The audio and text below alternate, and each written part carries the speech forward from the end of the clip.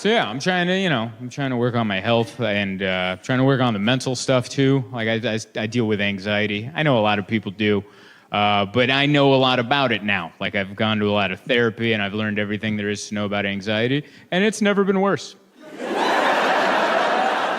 There's a huge lie in the mental health space that says once you learn you have anxiety, you can work towards getting better. Maybe for some of you, that's not going on for me at all.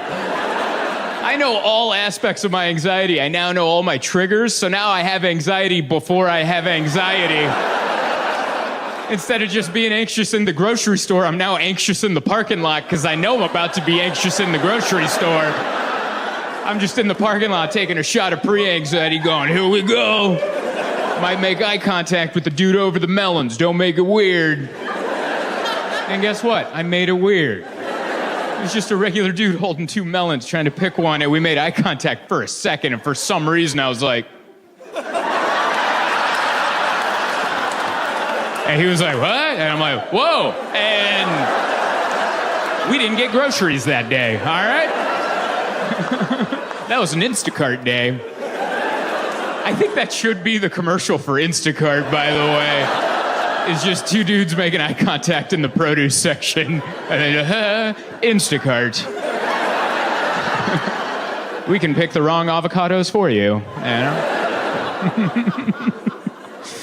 But yeah, that's who I've always been. I've always been like this anxious person. Like when I'm in line at a coffee shop or something, I have to have my order ready before I make it up to the barista. Some people aren't like that. Some people can just like be in the moment, like they just respawned in a video game and just be like, croissant and a black coffee, And if you can do that, awesome, more power to you. That's not who I am. I have to have my lines ready before I talk to a stranger.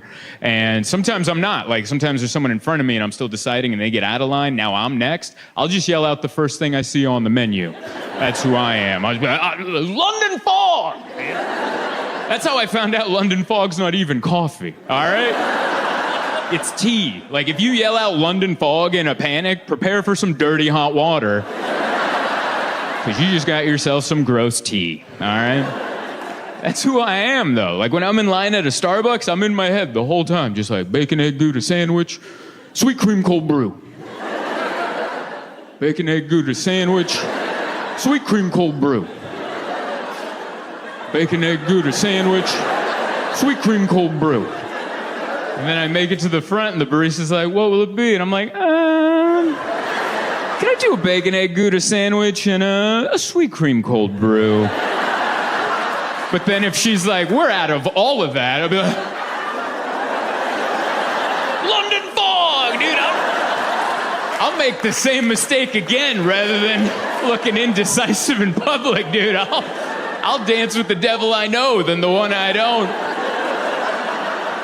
And that person who I just described, that's been me my entire life. And I'm cool with that guy. I understand that guy. We're simpatico. But now the problem is I'm aware of my anxiety. So now it's like an out-of-body experience. I now like watch myself be anxious in public and I heckle myself. Well, I'm already uncomfortable. It makes no sense. Why would I be against myself? But now I'm just in line like bacon, egg, Gouda sandwich, sweet cream cold brew. And it's like, dude, don't nod your head while you say it. You look like a psycho. What the hell's the matter with you? So, bacon, egg, Gouda sandwich, sweet cream cold brew. What the hell are you doing with your hand? Just hold your hand like a normal person.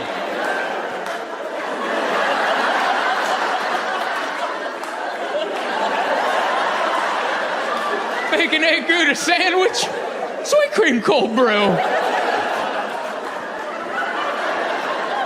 Thank you for laughing at that one, too. That's...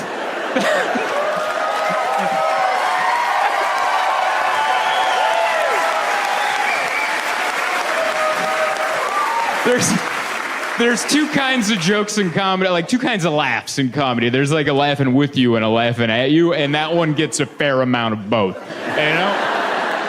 And I like that. Some people relate, and some people are like, I can laugh at that. But I have told that joke twice in front of two rooms, big rooms, where they just looked at me and like, sounds like a you problem. I don't know if you've ever had that, where you open your soul to a room full of strangers and had them collectively go, oh. It's a kick in the schnutz, I'll tell you that. Yeah, I've learned too much about anxiety. I don't know. I've learned too much. I think it's a problem. Like, I learned that anxiety can be hereditary. It can be passed down from your parents. Isn't that crazy? And once I learned that, I was like, oh my God, my mother's an anxious woman. And I never realized that growing up. You don't see it growing up. You're like, she's fine. So what? She doesn't make left-hand turns. Who cares? A lot of people don't make left-hand turns. I don't make left-hand turns. That doesn't mean anything's wrong, you know? Until I was in a car with someone that did, and I was like, what the hell are you doing, Evel Knievel? Why are you putting our lives on the line? We're just trying to get to a Wendy's right now. Why don't you calm the hell down? By the way, when I say I don't make left-hand turns, I don't mean at a light without an arrow, like an unprotected left. I'm cool with those. I'll do those all the time. I'm talking about you're coming out of a neighborhood. You have a stop sign. There's 2 lanes going that way, 2 lanes going that way. You're trying to get over there, and everyone's running 50. I'm not doing that, all right? 10 times out of 10, I'm not doing that. I'll pull up, and Google's like, make a left. And I'm like, you make a left, dude. You figure this out. I'm not sitting here for a minute and a half just going, huh.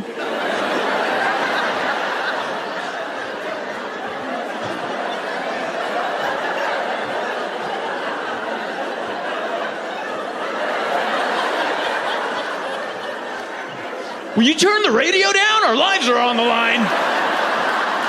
I'm not doing that. We're making a right and taking a U-turn. We'll get to that Wendy's when we get to that Wendy's. I believe that's why they're open late, you know? That's her whole business plan. But yeah, it was startling to find out. You know, my wife was the first person to ask me about my anxiety. Like, she was the first person to see it, or at least not ignore it. You know how scary that is? For 30 years, I thought the terror was in my heart, and on the outside, I thought I was just the Fonz. That's who I thought. I was just kicking jukeboxes, calling the bathroom my office. Like, that's who I thought I was.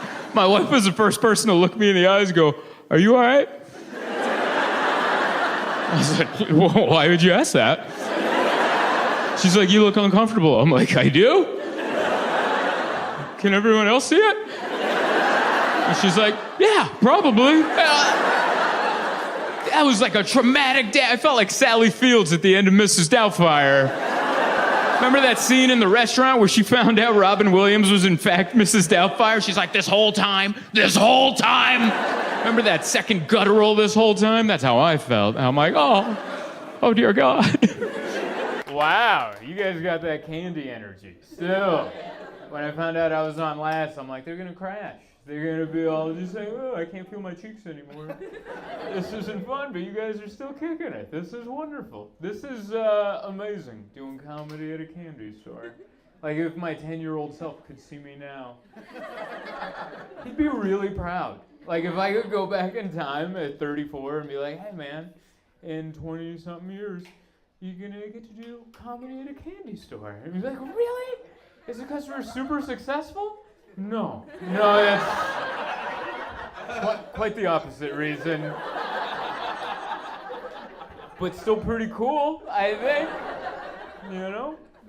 Madison Square Garden, that can wait. I gotta do some comedy in front of a wall of candy. I love that. I love this candy store. Candy stores just make people happy. You can't be sad here. That's why it's been funny to watch comedians do like suicide jokes for the last hour. Just surrounded by sweets. Like, if the pills aren't working, try a Skittles. Like, that'll... I'm not saying I don't feel depressed. I'm just saying you put some sugar in me. I'm like, I'm smiling about it, I guess.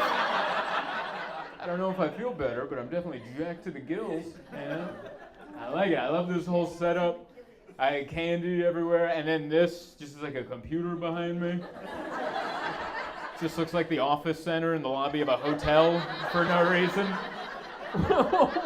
What is it? Is this like the Dewey Decimal System with the candy? Like, is this the card catalog going, I'm looking for a candy? I don't remember what it was called, but I think I know the author. It was chewy, and then it would stick to the roof of my mouth. And it was red, and it got in my teeth. And one time I got kneed in the mouth, and I thought I was bleeding, and I cried. And my mother came, and she's like, you idiot, there's just candy on your teeth.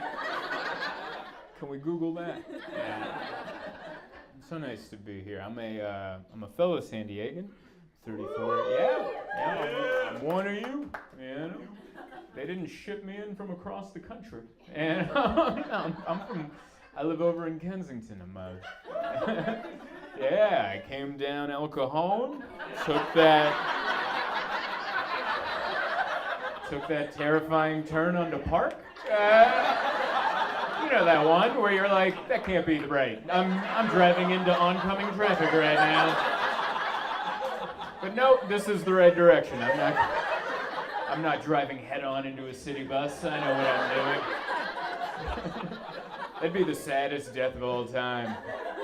Comedian Zoltan Kaszas died, turning into the bus lane on his way to a gig at a candy store.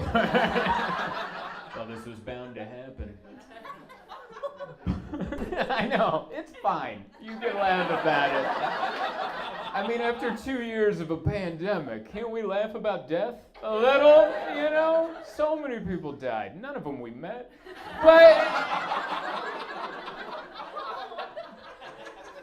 that's what it is. I looked up the stats. You know how many people were killed in America from COVID? 1 million. 1 million people. And I travel the country, and it's clear that it wasn't enough. We have a long way to go, you guys. A long way to go. Every time I see somebody, I'm like, how did he survive? That guy made it?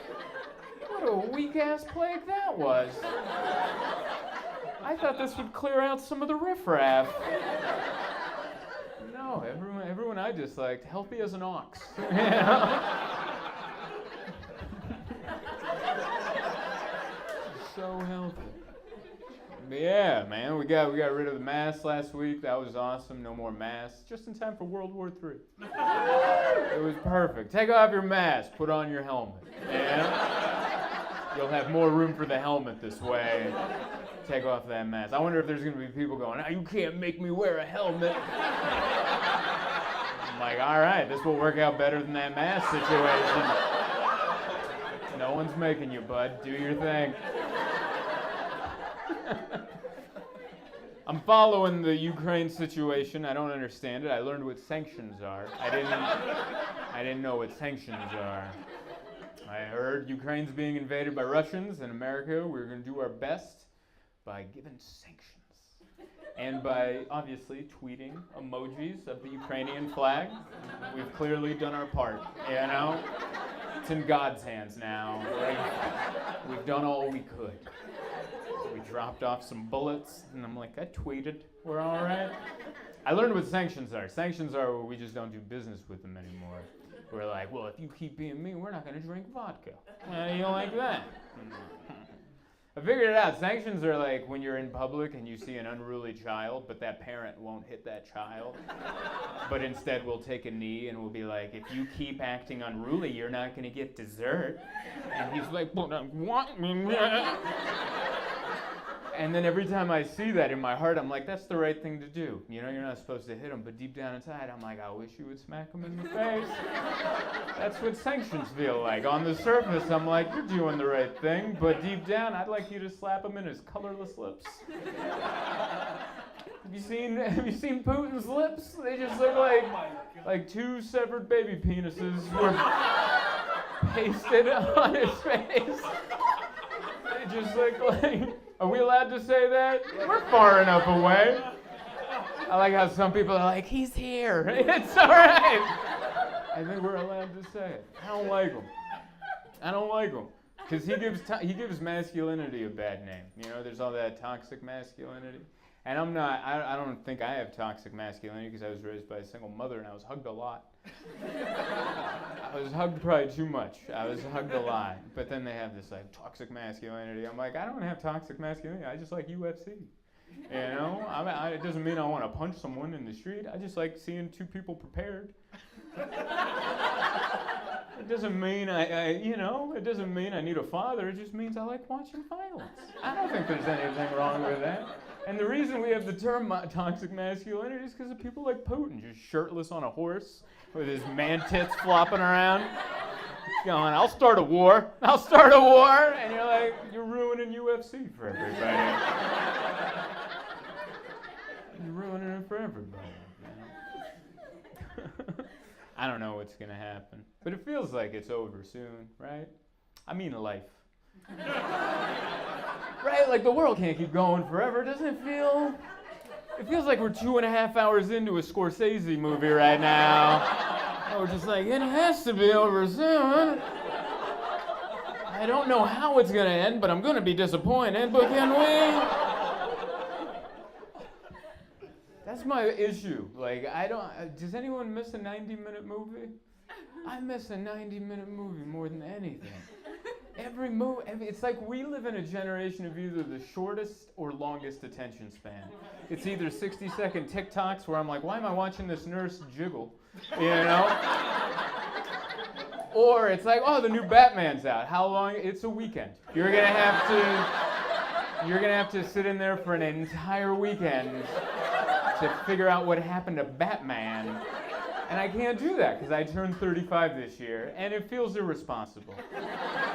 It feels irresponsible to sit in a movie theater for 3 hours while I know that I've just performed at a candy store. Like, I gotta get home, work on my career. Like, I don't have time to just be watching Batman all the time. We gotta, you know. So, those are my thoughts and feelings. I'm 34. I'm a renter. I rent. Any other renters in here? Clap it up. Those are my people right there. Any homeowners? Homeowners? Yeah. Those are our two political parties in California.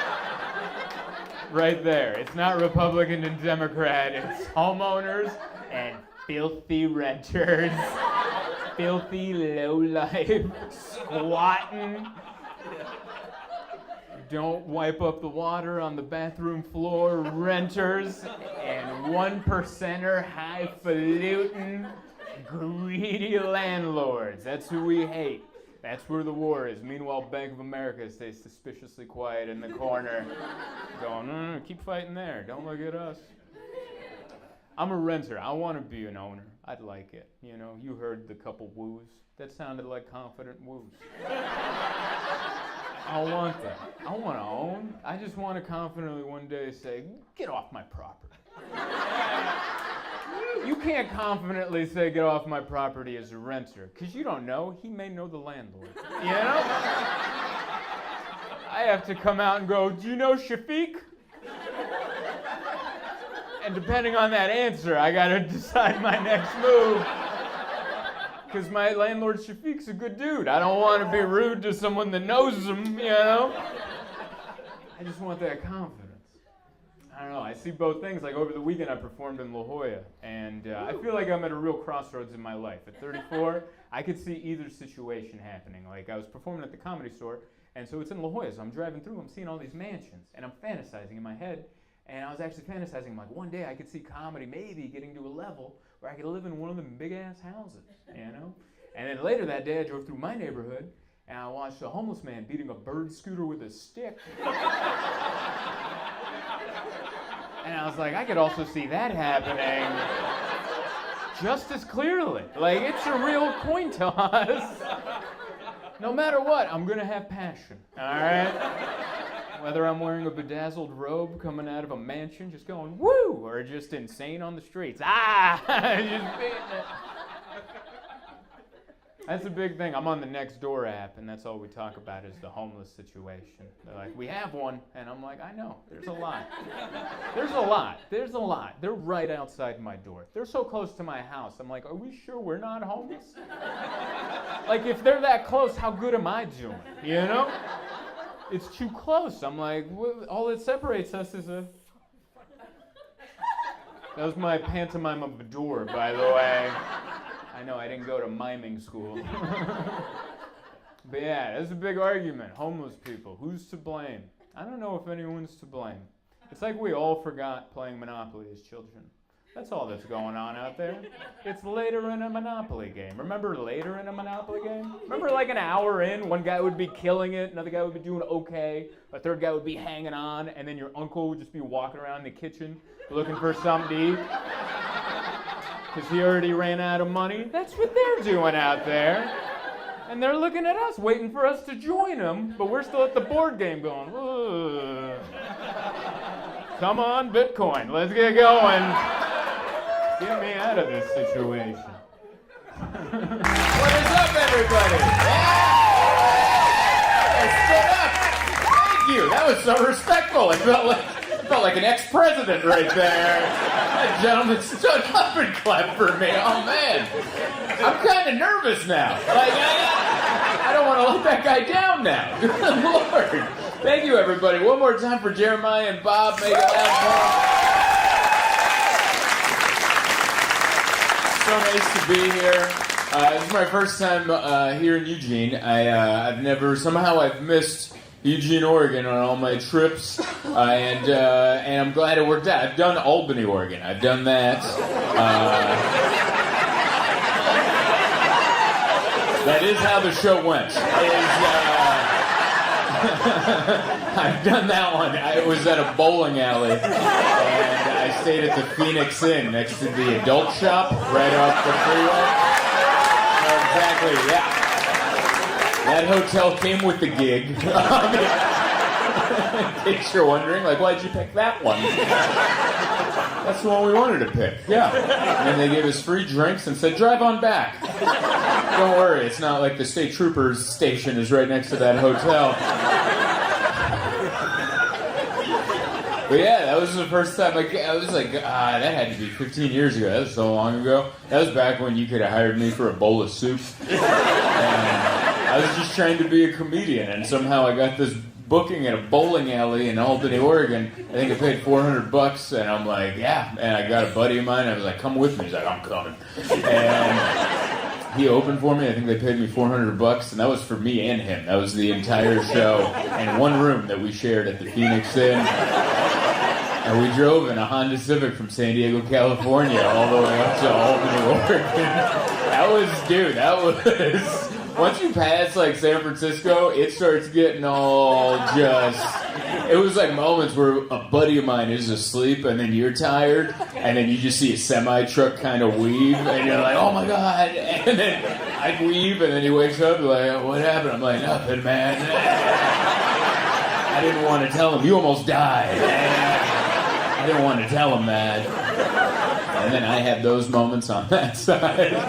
But yeah, that show didn't go well. I remember that. It was just a bar in a bowling alley. No stage. It was just a corner. And they had one amp and a microphone. And the bartender was in charge. Have you been to this show? You're from all... You know this bowling alley. So you know I'm not making any of this up. So... We show up, it's just a mic with a mic stand and one amp. And the bartender goes, you start the show there. And then my buddy had to start the show. And before we showed up, he's like, hey man, I brought a knife. And I was like, what'd you bring a knife for? He's like, just in case things get out of hand, I brought a knife. And I'm like, okay, that's good. That's probably a good idea. I was a young guy. I was like maybe 21. I don't know anything. And I was like, yeah, a knife's probably a good idea.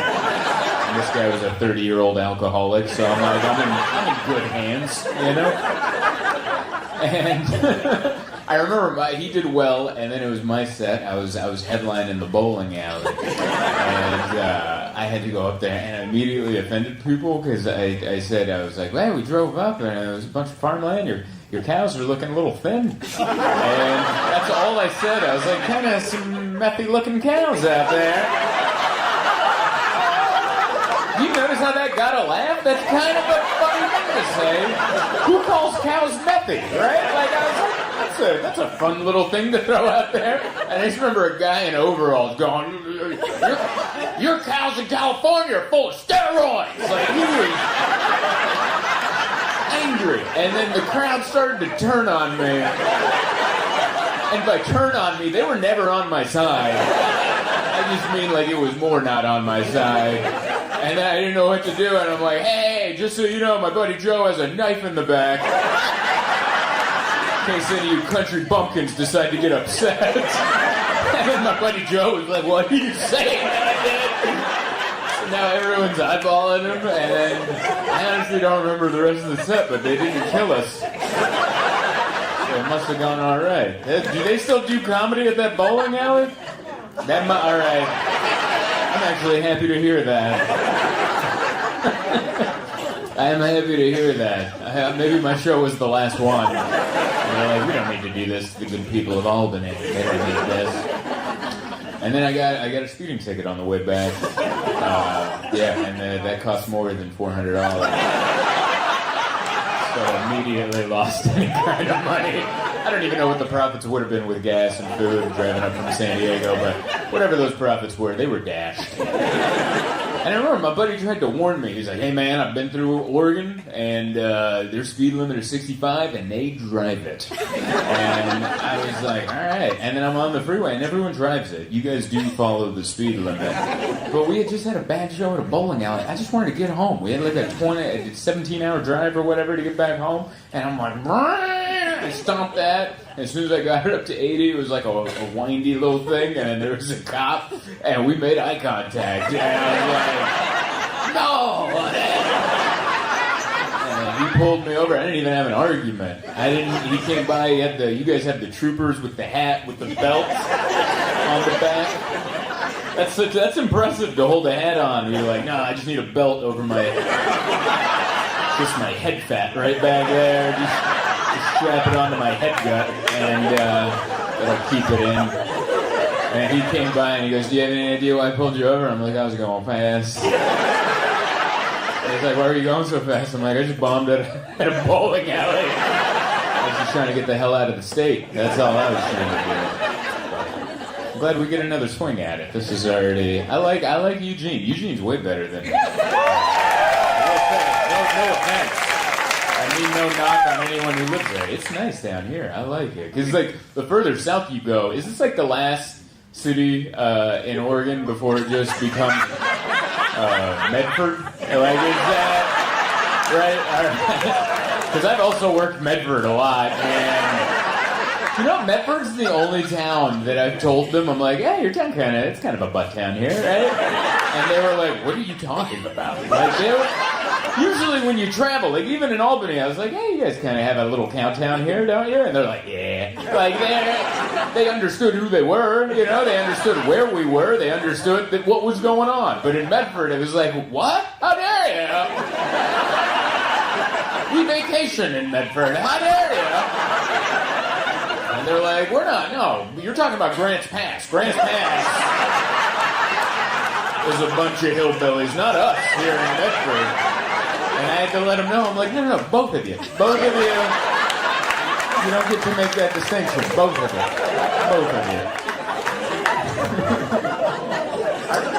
But yeah, I like it. We drove down from Portland today. That was a fun little drive. It's like you guys are the only ones that still have like hitchhikers. It's awesome. This is like the only place in the country where you drive on the interstate and there's just a guy, just like a hermit with a giant backpack, just walking down the interstate, and you're like, yeah, we're not near anything. Like you're far between exits. You're like, where's the plan? I'm not gonna pull over and ask, but that's there. And you're like, wow, this is like out of a Jack Kerouac novel or something. It looks less sexy when you see it in person. But in the novels, it looks so beautiful and whimsical, and you're like, I'm riding the rails, and you're like, that guy's walking in the rain. It's less adventurous. But...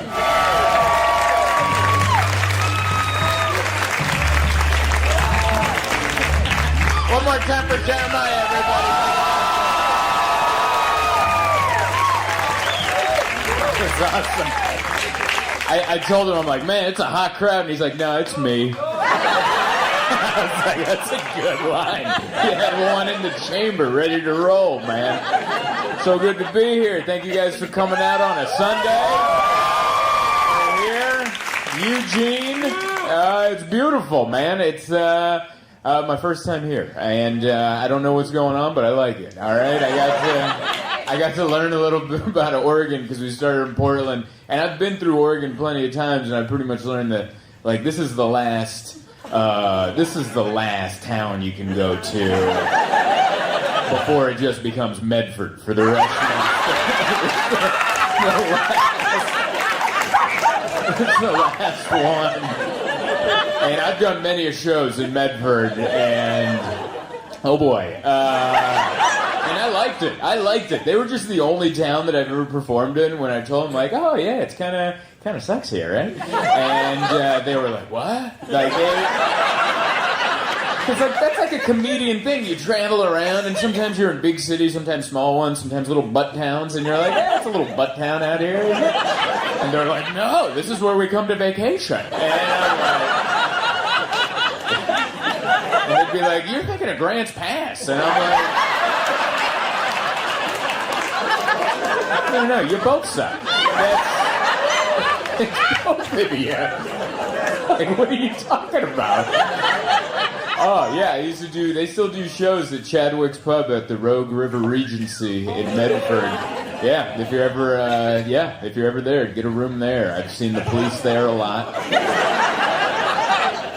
It was always a fun gig, but yeah. I remember the one time I went, and I was like, I wanted to do something fun and educational. Like, I like to go to museums and stuff. And they had a tour in Grants Pass for to see the river, the Rogue River, on a speedboat, like on a jet boat kind of thing.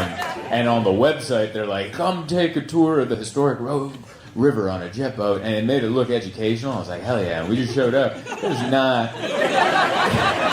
It's just like a muscle car on the water, and there's a guy with a headset, and he's mainly talking about the engine. That's what he's...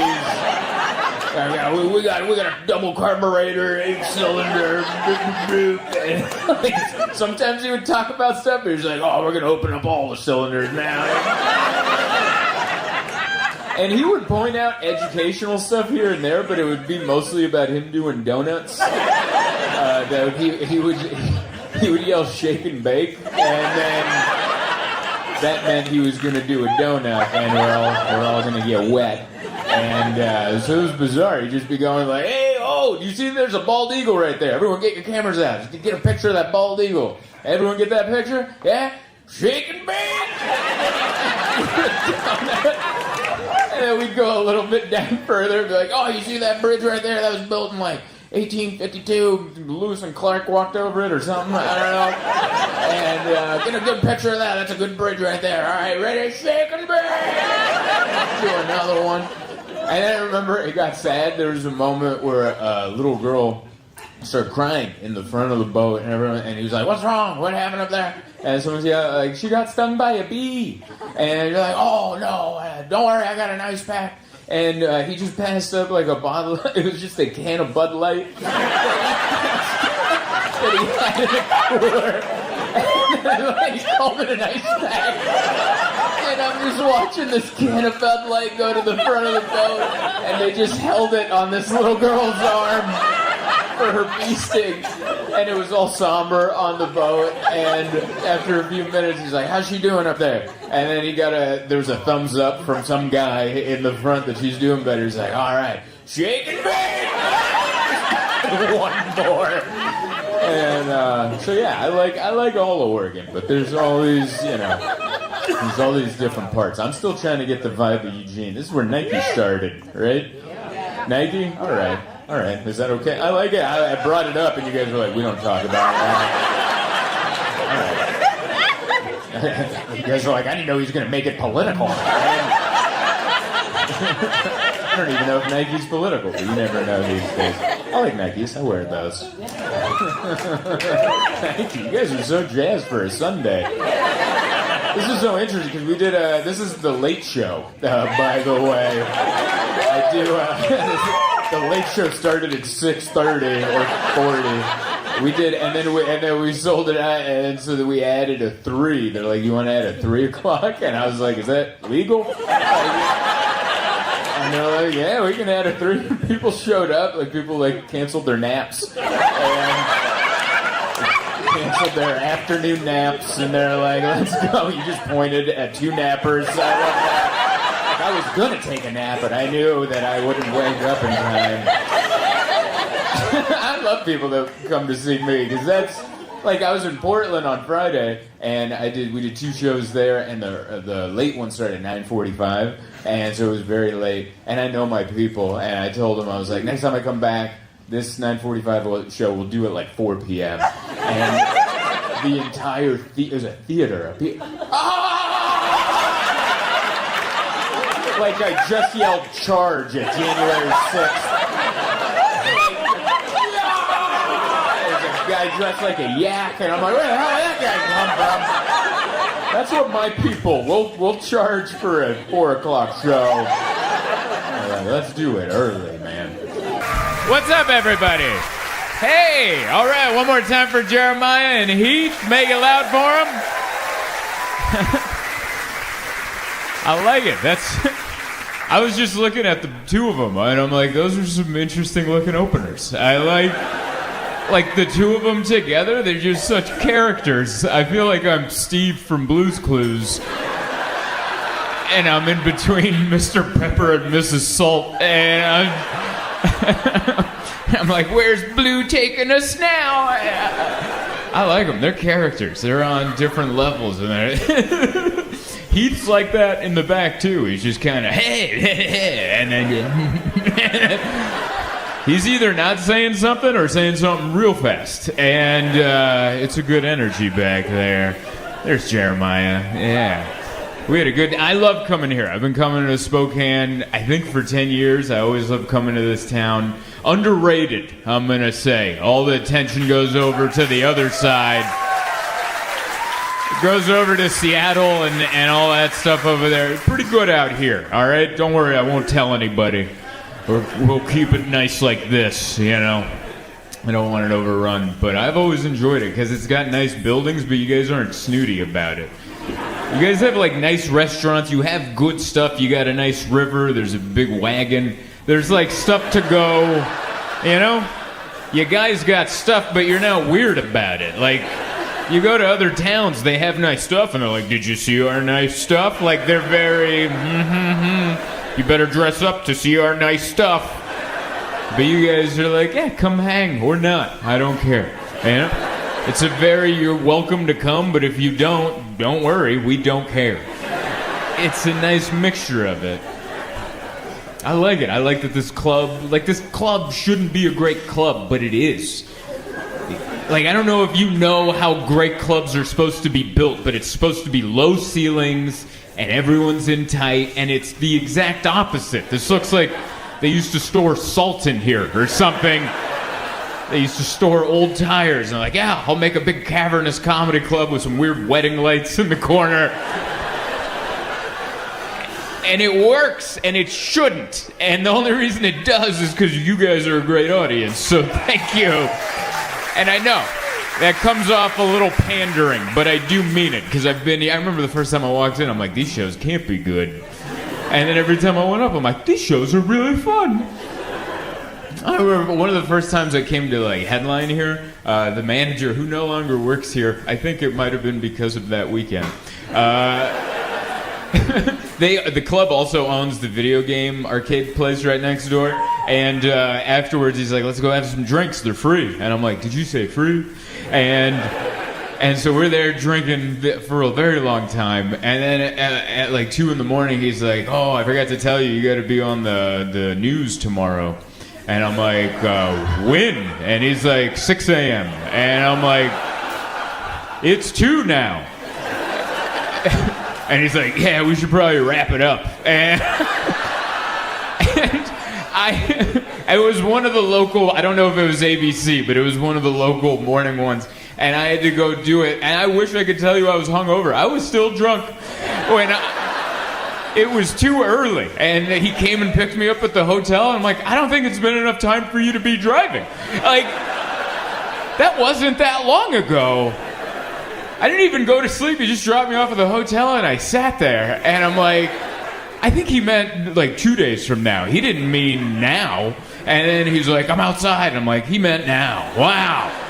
And I had to go do the morning news. And I'm just sweating Jameson. And it was so bad. And you know, morning news people, they wake up at like 2 in the morning and they're all made up and they're like, I already worked out and I had orange juice, I already did my stocks.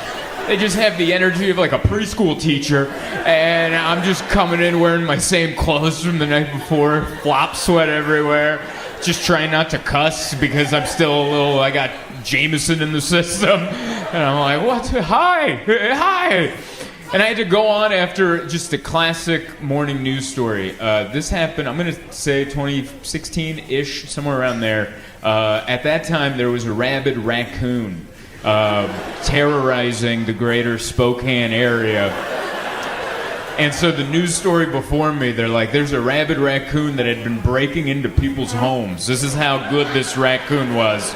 It wasn't just messing with trash cans. It was getting in the house, messing things up, and then taking off. And they went so far as to do a police sketch of the raccoon.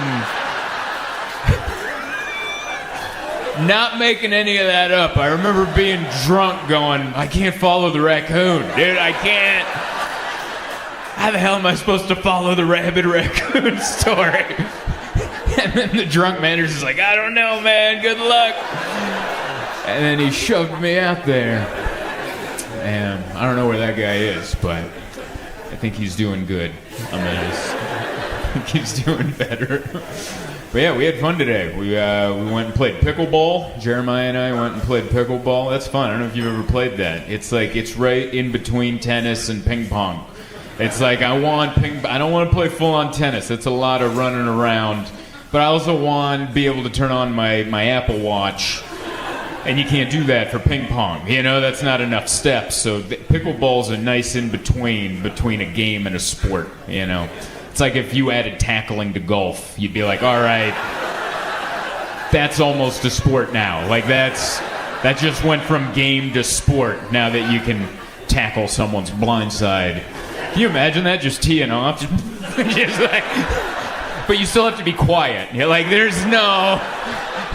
you can't yell. You gotta just silence, plow someone right in the spine. Goofy visor goes flying. I'd watch golf then. Anyway, we went to go play pickleball. It was awesome. It was still pretty hard, quite honestly. And there was like a jacked up couple on the next court over, and they were just like in too good a shape. You know that like CrossFit shape where like we work out in a gym with nothing. We just throw tires around and we climb the walls like Spider-Man. They don't even have a pull-up bar. There's just a ledge in the brick, and you're like, yeah, I do finger pull-ups. Every jar in my house is open, baby. Like it was like and it was just me and Jeremiah, and we're playing, but we're like lobbing. We're having a friendly game, you know, and they're over there like there's a championship on the line. And then Jeremiah and I are like, hey, good one. That was nice, you know. But that's how I like to play. I don't like to play sports with people that are too competitive, because I got another buddy, Dustin, and I've played tennis with him once, and he's like competitive, you know. And I remember I thought we were just gonna lob it around, you know. And he just first shot, he just rips it like over my head, and I'm like, whoa, why are you playing dirty, dude? Like what? And he's like, what are you talking about playing dirty? I'm like, you know, I'm not over there. Like. Just hit it to me, dude. What are you making me run around for? I thought we were just slapping it around. What are we, in our 20s? Come on. Because that is what, now when I do like a sporty thing, I remember my injuries. Like that's what I did. I ran a little too much, and I felt my knee go, hey, and I'm like, oh yeah. So the next time it came around, I was just like, that's your point. You know, like there's less like, and it's more like, ooh, yeah. Because I'm here in the cold. I grew up in San Diego. I'm used to warm weather, and the cold reminds you of all your injuries. Like, I got off the plane yesterday. I don't know what the temperature was. It was cold. It was like in the 40s or the 30s. It was enough to where my breath was visible. And as soon as I got off the plane, my left knee was like, oh, you remember that? And I'm like, oh, and I just had a limp out of nowhere. It reminded me of an injury that I didn't remember getting. Yeah, we had a good time. Played pickleball. Then we got a burger over at Zips. Went to Zips. Went to Zips. It was a good burger. We went to the wrong location. You know which one I'm talking about. Jeremiah just put it in his phone, and I'm like, this is it? And he's like, yeah, it's supposed to be the best. And it looked like they didn't want us in there. Like, when we walked in, it looked like we interrupted a meeting that had nothing to do about Zips, you know? And they're like, what do you want? And I'm like, cheeseburgers. And we ate the burgers. The burgers were delicious. And I'm like, let's get the hell out of this neighborhood. This looks like a drop site. Like, let's get out of here. And then we were going back to the hotel, and we passed the good one. Like, the nice one, there's like families in there. There's kids giggling and coloring juicy burgers. I'm like, why'd you take us to the methy one? What? That should be on the Google. Like, hey, dude, are you trying to order off menu? Because if you're not, you shouldn't be going to this one. All right, they'll sell you some dust on the side. Yeah, that was fun. I'm staying over at the Davenport, where that's where that very nice hotel. Too nice. I was in a robe. And in the afternoon. That's a weird feeling, right? Just being in a robe in the afternoon. You're like, well, I'm done, right? And you're like, no, I gotta go to work. but I'm calling this work. But this is, I had to take the robe off and put on real pants. And it's just not a good look. Like, every time I wear a robe and I see my reflection in the mirror, I'm like, ugh. Like, it's not... Robes are for women. Robes look good on women. Women, you look great in a robe. You look like you just came back from the spa or came out of a bubble bath with a red wine. Every time I see a guy in a robe, it just looks like he got done having some illegal sex. Just... Right? It can even be like a nice guy, but he's just wearing a robe and you're like, I don't care for that. And then he smiles, just... None of that, sir, please. That should just be for women. But yeah, I was wearing a robe and enjoying myself. And then I'm like, well, I guess we gotta go to work now, It's a good job to have. I don't know. It could be worse, Could have another job. But this one, you just have to do it. And everyone's like, oh, there you are. And then at the end...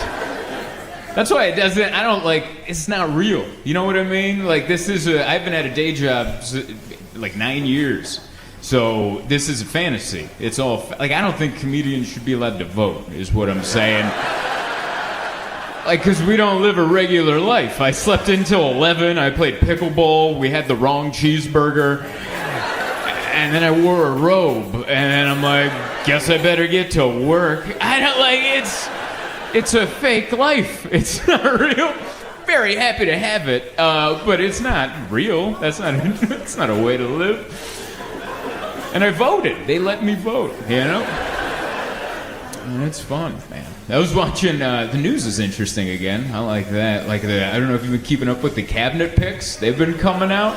Have the cabinet picks always been this entertaining? I've never paid attention to the cabinet picks, and now I'm like, who? For what? Oh my God. I feel like it should be a game show. I feel like they should reveal the cabinet picks like they showed the judges on The Voice, like the chair spins around, And up next, the Department of Education, Linda McMahon. And you're like, what? From the WWF? Are you serious? Oh, man. The head of the education department ran the World Wrestling Federation. That's just fun to say out loud. As the sentence, you're like, yeah, that's where that should be. And I grew up a wrestling fan. I love wrestling. And I actually learned a lot from being a wrestling fan. As a kid, I had a high vocabulary, and it wasn't because I read. Because I didn't read, but I watched wrestling, and they used big words. I knew what the word profusely meant, because they used it. They were like, he's bleeding profusely. And That's how I'm like, oh, I think that means a lot, you know? And then I remember there was a day in 4th grade where we did like a class vocab little quiz, and they're like, who knows what profusely means? I'm like, I think it means a lot. And they were like, whoa, they almost bumped me up like a reading level. Like, no one else knew what profusely meant. And I'm like, Jim Ross, let me know what profusely meant.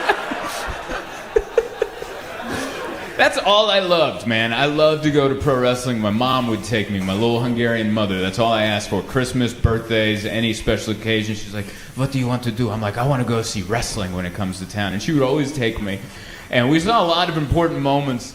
A lot of them you guys might not know about, but the one that really sticks in my head is 1998. She took me to the San Diego Sports Arena to watch a live taping of Monday Night Raw. And there was a wrestler at the time, his name was Val Venus. He played a porn star. So he was a porn star who went into the world of wrestling. Which actually that's kind of a natural transition if you really sit down and think about it. You're like, I could see how that could happen. Sure. But they did a storyline where he ended up sleeping with this Japanese guy's wife. This guy, Yamaguchi-san, had a wife. And Mr. Val Venus had a little dalliance with her.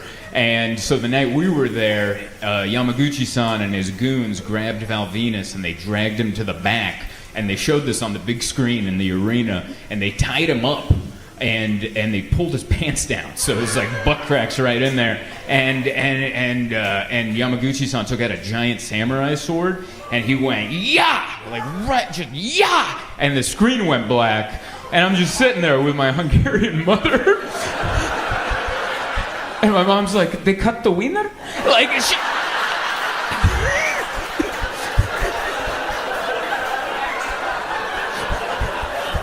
That's the head of the Department of Education. Like that. It was amazing. Like, what a weird moment to share with my mother, you know? Like... And to think about, like, go all the way back, like, we were born in Hungary, and then we came over, and then my mom worked 2 jobs. She worked at a retirement home, serving the elderly, and then part of the money she got for serving the elderly, she used to buy tickets so her and her son could watch a live castration. Like, that might be the best commercial for capitalism there ever could be. Just a Hungarian mom and her 10-year-old son, like, did they cut the wiener? I'm like, yes, Mom, I think they did. Thank you. Wow, what an introduction. One more time for Paul and Rui, everybody. Make it loud for him. Oh, that's wonderful. God, there's a real height difference between me and that guy. Good Lord, did you see he had to adjust the mic at the end because to get it ready for me? He's like, are you guys ready? And I was like, what a pro that guy is. That's how you can tell a pro from a not pro, because a not pro will just leave the mic up here and I'll have to come up like, what's up, everybody? I gotta climb the mic stand to bring it down. That guy is subtly tall, you know? Like, some people are tall and you're like, what does he have, like 8 knees? Like, you ever see someone too tall and you're like, oh my God, make way. Like, but I think he's like good looking. You look at his face and you're like, oh, you are a giant. There's like, sorry, all right, you guys didn't feel that way. You're like, no, apparently you're just attracted to him. I don't know what that was, but it's very nice to be here. What a beautiful comedy club on top of a parking structure. This is, what a weird building. I think this is the only thing here. It's a pyramid of parking with a comedy club that feels like a steakhouse. Does anyone else get that feeling? It's just has a feeling like we're all waiting for a baked potato, and I asked for medium rare. This looks more medium. Horseradish. Right? I don't know. I like it. Beautiful city. I walked around today, and I've been to San Francisco before, but I don't think I did enough stuff. Because I walked through, I did the thing, and I walked through the other thing. Telegraph the thing, and then I walked through Columbus and Washington Park. I did all, and I was just like, this might be the most beautiful city I've ever seen. And I'm not just saying that to get you on my side. I mean that, and there's no joke coming after this. There's no, and then I saw, no. It was just amazing. And listen, I know you guys have your troubles, but you keep it somewhere else, because I didn't see it. I don't know where, like, I missed that part of the walk. I went to all the good I've seen it. Every time I turn on YouTube, they're like, San Francisco is falling, and it's just the word. It looks like a scene at a Les Miserables on the, that's what the thumbnail is. I'm like, is that Jean Valjean running through the alleys with a loaf of bread while everyone's chasing? What is going on in San Francisco? And I just had an enchanting walk through your... It was like it had rained, and then it stopped raining, and then the sun was setting. It was golden hour. I'm like, I need to write poetry. This is beautiful. I felt like Jack Kerouac just walking through. I'm like, I get beatnik stuff now, you know? And I don't. I've tried to read some Jack Kerouac, and I don't know what the hell he's talking about. You ever tried to read some of that stuff? And you're like, yeah, I'm a beatnik too. I remember that. Yeah, I don't remember it, but I'm like, I can get behind that. Anti-World War II, after that general. Yeah, let me read some of that. And he's just like a guy on a train. Like, he's a hobo. He chose to go on a train. He had like a regular life. He's like, no, I gotta eat. I gotta get on the rails, man. And then he would just get on the rails and he'd like eat beans out of a can. And I'm like, you chose this? Like, I don't think I should be listening to this guy, you know? Thanks for giggling at that. I didn't know how that would go here. It just turns the entire... He doesn't like Kerouac. Get him! I like my authors poor, but I don't want it to be their choice. You know what I mean? Like, I don't want a guy to go, I'm going to be poor so I can write good stuff. No, I want it circumstantial... And then you make good stuff, and then you get out of being poor. I don't want, like, some guy middle class, like, nah, Dad, I'm going on the rails. It's like, it's not the punk rock I'm looking for right now. But yeah, absolutely beautiful. I mean, I did see a couple homeless people, but they were like throwback homeless people. Like he was just an alcoholic. Like, remember that? Remember when alcohol was the one, and they just, and you're like, where have you been? Because now it's like, it's actually, you know, the fentanyl and the mental illness, it's awful to see, but this guy was just a red face. He looked like he just got off a boat. Like, he was like an old barnacle of a man. Like he just walked off a fish stick box or something, and I was like, that's a throwback homeless guy. Like, I'd read his book. I'd tell you that. If he had a book. You have a book? I'll read your book. That didn't look like a choice. Absolutely beautiful, man. But yeah, walked around. I was gonna get on your little trolleys and your trains, but then I saw a video of the train driver fell asleep. Did you see that video? I didn't even know anyone was driving those. I honestly didn't. I thought that was all computerized. If you didn't know, apparently, I don't know if it was the BART or one of the other ones. The which one? The Muni. Is that like a big one, or is it like a one car? 2 or 3 cars, kind of like a trolley. Yeah, all right, cool. Well, apparently that's not computerized. Someone was driving, and then they fell asleep, and we had footage. And like, I don't know if you saw it. We have security cameras everywhere. It's awesome. You don't have to take anyone's word for it. You can just watch what happened. This lady was driving, and her foot hit the pedal, and this thing starts cooking. And it's like it's mayhem in the back. People are flying. Someone gave birth, baby flew out of there. Like, it was madness in the back. And she's just like, oh, this is wonderful. Like, you could tell she was getting some good REM sleep. She's like, oh yeah, I do want to get on a chairlift or whatever she was dreaming about. But then she got knocked around enough that she was like, like, I love watching someone wake up in terror. Like, imagine the worst situation you've ever woken up to. Now imagine you're driving a train. Imagine that. You're like, oh my God. And it's one of these trains that goes through traffic. It blew through a stop. There's a car. And she just grabbed, it's like an iPad. She just grabbed it. And she brought it to a stop. And then she got out. They have all this on camera. She gets out of her little cubby that she drives in, and everyone's like, what was that? And she's like, it was the computer. She blamed it on the computer. And everyone's like, no, that was ridiculous. And she's like, we didn't crash. And that's when I was like, I like her, all right? I relate to her, all right? Do you have any idea how many times I've said that to my wife? When I'm driving and I gotta hit the brakes, and she's like, what was that? We didn't crash.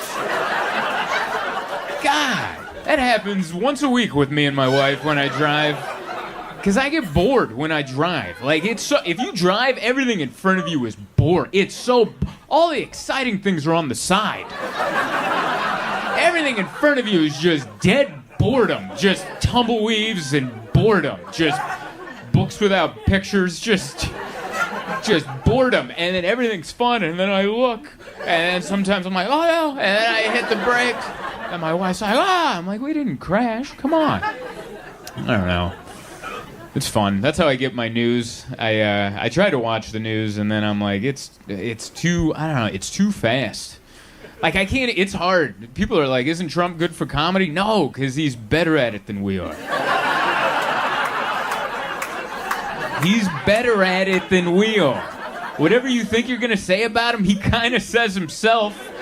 And then we just come up, hey, did you hear he said he wasn't going to heaven? And then, am I even saying that, or am I just repeating the thing he just said? He already said it. I'm just saying, hey, did you hear that? And you're like, yeah. It's just, but it's every day. It's too much. You can't even process today, because yesterday too much stuff happened. It's like, it reminds me of a Brazilian steakhouse. You ever eat at a Brazilian, and they just keep coming with the meat, and you're like, no more meat. You have the no more meat card up, and they're like, we like to party in Brazil, and they just keep... That's what it's like to keep up with the news. You're like, I'm still getting over the other thing. Like, we got 8 more things here. Yeah, no, welcome to the Brazilian steakhouse of information. It's just awful. Like, I'm not over that guy fainting in the Oval Office. Like, if this was normal times, we'd be talking about that for 3 months. First question we'd ask is, who the hell was that guy? He was the only not famous guy in the thing. Some of you have forgotten. It was a week ago. It was a week ago. Some guy fainted they were giving a speech, some guy fainted in the Oval Office, and Trump just stood there, just... It's like an end scene of a sitcom. Just credits. Like, see you next week. No, it was crazy. He froze. Someone ran away. It was like we got to see fight, flight, and freeze in all its different iterations. I don't know who he was, but he fainted, and then Dr. Oz, yes, the guy from TV, ran over. He's in the government now, so he ran over to help, and then RFK ran out of the room. He just booked it. And people were judging him for that, but I'm like, dude, that guy's a Kennedy, all right? When someone goes down next to you, you're like, I'm not waiting this thing out, dude. You have any idea of his family history? He's got to get your running shoes on. It's time to go. And Trump was like, and Trump was actually the person I related to the most. That's me in every emergency situation I've ever been in. I actually knew what he was going through. And with cameras, that sucks, you know? And then I went over to the Golden State Park, and it was gorgeous. This is the biggest trees I've ever seen. I don't know where you guys got those trees. They're amazing. And then I went to Haight-Ashbury, and that was my plan. I was going to go to Haight-Ashbury, check out the old hippie neighborhood from the 60s, and get something to eat. And then I walked down the street, and I was like, oh, they're keeping it authentic. I'm not going to eat here.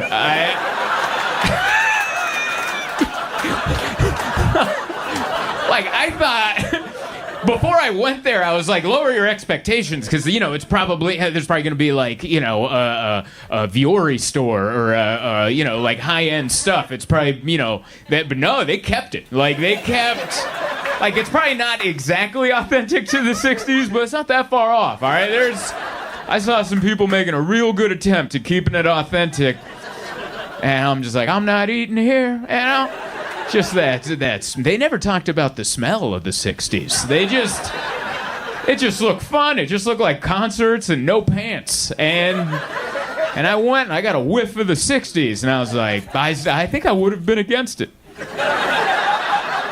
Like watching the Wonder Years, I thought I was gonna be the sister, the hippie sister. I'm going to hate Ashbury, and I'm like, I think I'd be the dad. You're going to college, like I think. And I never saw the dad's point until I smelled it, and I was like, I get that. Smell is a strong sense. People don't realize that. You know, sight is important, touch is very important, but smell will make you change your mind. You can go somewhere thinking you're the most open-minded person in the world. Yeah, free love. Everybody gets a chance. What the hell is that? Shut it down. Bring in the National Guard. Shut it down.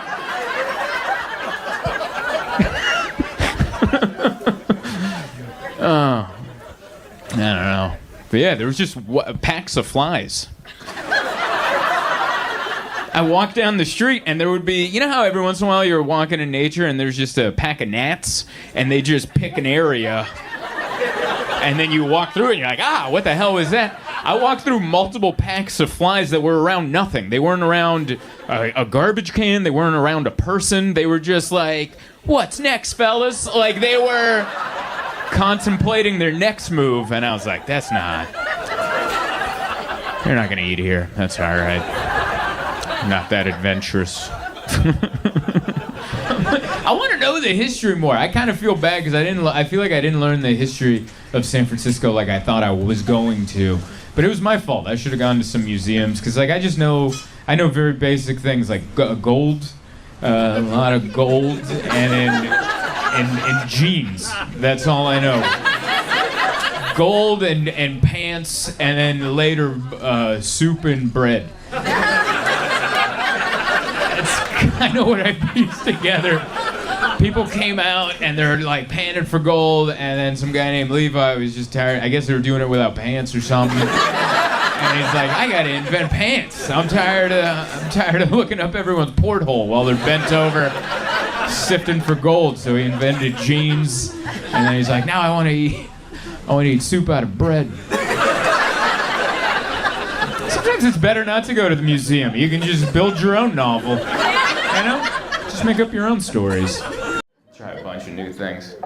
I don't like trying new things because I usually get hurt. That's the problem. I get hurt or sick. I just have bad luck. I don't know what it is. Like every time I try to be adventurous, the world is like, see? This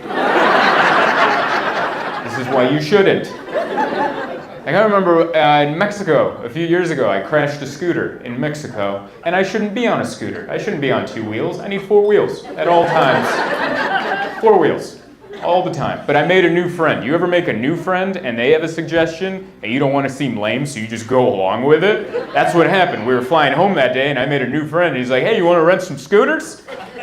Go around the island? I'm like, hell yeah! Let's go rent some scoots. Let's get out there.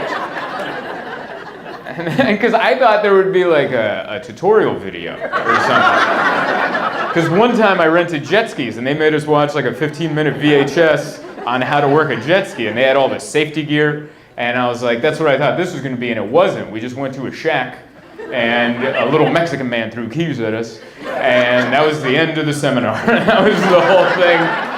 And it was so bad, like there was no safety gear, there was just a helmet that didn't fit. Like that's all there was. And once we got out there, like the helmet, like the wind took it back, and the little rope would like choke me out. That was all of the safety. But I didn't even know how to turn this bike on. I was sitting on the bike trying to turn it on, and nothing was happening. My friends were already like doing wheelies and stuff, and I'm like, well, I'm right behind you, and I'm trying to get it going. It's not going. And the little Mexican man that rented it to me, he comes out and he sees I'm having trouble, and he's like, are you good? And I'm like, no, it's no vroom vroom, you know? Because we were speaking broken English and Spanish back at each other. We're trying to understand, but we can't understand. He's like, and I'm like, no vroom vroom, there's no vroom vroom. He's like, oh, vroom vroom. And I'm like, yeah, man, where's the vroom vroom? And he hit a button I didn't see, and the thing fired up. I'm like, yeah, vroom vroom. He's like, see, vroom vroom. And I'm like, is this the brake? And he just shoved me off into traffic. So there I am, downtown Cozumel, Mexico, rush hour traffic. And I could feel in my heart this was going to end well, you know? It was like watching a horror movie. You're like, when's it coming? I know it's coming, but when? It happened on a right turn. That's when it happened. I made a right turn, and halfway into it, I realized I don't know how to make a right turn. I don't know. There was no training. Am I supposed to drop a knee like it's a sports bike and I'm on like the Grand Prix of Budapest or something? Like, what do you want me to do? So I just made a turn, and I was like, wow, we're going to crash into the median. And my calculations were spot on. I nailed that median. And I went flying. The helmet was on the back of my head, like a concrete yarmulke back there, just holding on. And I crashed. I destroyed half the bike, and I'm not wearing protective gear other than this little bike helmet, so I'm just in shorts and a t-shirt, so I'm bleeding from everywhere, all right? My knee, my hand, really bad. Some of the locals had gathered to cuss at me in Spanish, which is good. That's what you need after an accident, some hecklers. All right. That's very helpful. So I very quickly tried to pick up the bike and get it out of the street because everyone's yelling at me and I'm bleeding. And I picked it up by the handlebars. Remember, that's the vroom vroom area. Which, can I say, what a piss poor design that is. Maybe some pedals next time. Maybe something away from where I got to pick it up from. And I went to go pick it up and my hand hit the throttle and this thing shot out of my hands. And it went down half a block without me on it. And I smashed the other side. I destroyed the scooter, you guys. There's no plastic left on it. The mirrors are gone. I'm bleeding. And I walked it back to the rental shack in shame. And the dude who rented it saw me coming. He saw him all messed up. The bike's destroyed. And he ran out with all the English he knew. He just goes, "What? What happened?" And I was so offended that he would even ask that. I'm like, what do you mean what happened? Like, why didn't you have a tutorial video or something? I could have used a couple blocks, whips around the block before you sent me out there. And so he's like assessing the damage, and he's like, I'm like, how much is this gonna be? And he's like, it's gonna be 10,000 pesos. And I'm like, I don't know how much that is. Like, I don't keep up with the world currency markets, That could be $1, that could be $1 million. I have no idea. And he just kept saying 10,000 pesos, 10,000 pesos. So I just pulled out my Visa, and I'm like, well, try that. Give that a try, And he swiped it, and I'm like, did it work? And he's like, see? And I'm like, no shit. All right. Apparently I had at least a 10,000 peso limit on the old Visa. We got out of there. Now, if you remember, I said I was flying home that day, so I had to catch a flight after that. I don't know if anyone here has gone to the airport bleeding. It's not ideal, all right? So we hailed a cab, we jump in the back. The driver looks back, sees me all messed up, and he goes, "Oh, would you rent a scooter?" Which that made me feel a little bit better. I'm like, all right, I'm not alone, right? And I had flown out of this airport before, and in Cozumel at this airport, they have a pharmacy, one of those good Mexican pharmacies where they have all the drugs, which is great. You know what they didn't have? Bandages. It's the only pharmacy I've ever been to in the world that didn't have Band-Aids or Neosporin, anything. And she didn't speak any English. I'm like, do you have bandages? And she just kept pointing at like Viagra and like steroids. And I'm like, that's the last thing I need right now. And I'm pantomiming. I'm like, I'm bleeding. I need Band-Aids. And she just kept pointing at the Viagra. I'm like, no! You kidding? I'm about to be on a plane with strangers. Like, that's what you want to add to this problem? No one's going to want to sit next to that guy. Just some dude actively bleeding and super excited about it. Just, take a seat, I got some stories, Like, no one wants any of that. So I ended up going to the bathroom, and I just wrapped my hand and my leg in toilet paper.